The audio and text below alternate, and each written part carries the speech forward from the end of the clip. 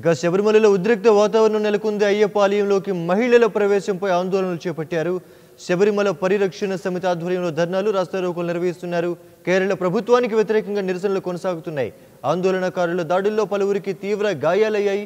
ఈ నెల 11, 12, 13 తేదీల్లో రథయాత్రలు నిర్వహించాలని 18న సచివాలయం ముట్టడికి పిలుపునిచ్చింది శబరిమల పరిరక్షణ సమితి. ఇప్పటి వరకు 801 కేసులు నమోదు కాగా 1369 మంది అరెస్ట్ అయ్యారు.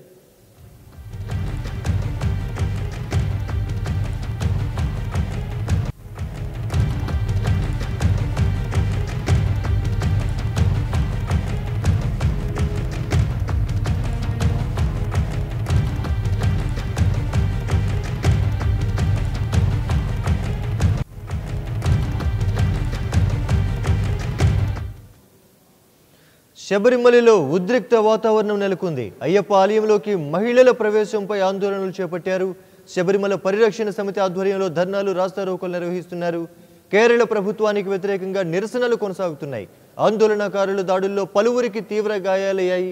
ఈ నెల 11, 12, 13 తేదీల్లో రథయాత్రలు నిర్వహించాలని 18న సచివాలయం ముట్టడికి పిలుపునిచ్చింది శబరిమల పరిరక్షణ సమితి.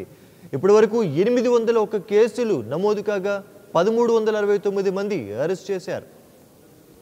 ఇక ఇదే అంశానికి సంబంధించి మా ప్రతినిధి గోపాల్ మరిన్ని వివరాలు ఫోన్లో అందిస్తారు. గోపాల్, చెప్పండి, ప్రస్తుతం కేరళలో తాజా పరిస్థితి ఏంటి, అసలు ఏం జరుగుతోంది అక్కడ? ఇద్దరు మహిళలు దర్శనానంతరం కేరళలో అల్లర్లు కొనసాగుతున్నాయి. గత 2 రోజులుగా కేరళ వ్యాప్తంగా అల్లర్లు కొనసాగుతూ వస్తున్నాయి. బీజేపీ, హిందూ మత సంఘాలన్నీ కూడా కేరళ ప్రభుత్వాన్ని నేతృత్వం కూడా ఆందోళన కొనసాగిస్తున్నారు. అదేవిధంగా టిటిడి బోర్డు అధికారి ఇంటిపైన కూడా పెట్రోల్ బాంబులు విసరడం, అదేవిధంగా రాష్ట్ర వ్యాప్తంగా కూడా బంద్ పిలుపునివ్వడం, అదేవిధంగా సరిహద్దు నుంచి కూడా తమిళనాడు, కర్ణాటక నుంచి కూడా వచ్చే బస్సులన్నీ కూడా ఆపివేసి భక్తులందరినీ కూడా అక్కడ నిలిపివేస్తున్నారు. అదేవిధంగా పంబ నుంచి కూడా భక్తుల్ని దర్శనానికి కూడా వెళ్ళనీయకుండా అల్లర్లు సృష్టిస్తున్న నేపథ్యంలో కూడా ప్రభుత్వం కట్టుదిట్టమైన భద్రత ఏర్పాటు చేసినప్పటికీ కూడా మహిళలు దర్శనం చేస్తున్న నిరసిస్తూ కూడా కేరళలో అల్లర్లు కొనసాగుతున్నాయని చెప్పచ్చు.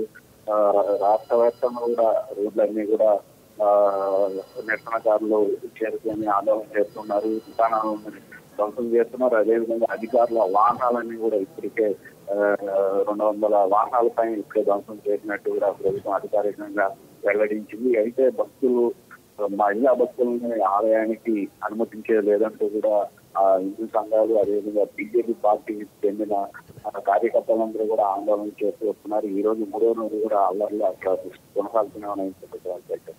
అయితే గోపాల్, ఈ అల్లర్ల ఆందోళన ఎప్పుడు అదుపులోకి వచ్చే అవకాశం ఉంది? ఎందుకంటే మనం వరుసగా చూస్తున్నాం, మహిళల ప్రవేశం అనేది కొనసాగుతూనే ఉంది, మరోవైపు నిరసనలు కూడా ఎగిసిపడుతున్నాయి. మరి ఈ నేపథ్యంలో పోలీసులు లేదా అధికారులు ఎప్పుడు పరిస్థితులను అదుపులోకి తెచ్చే అవకాశం కనిపిస్తోంది?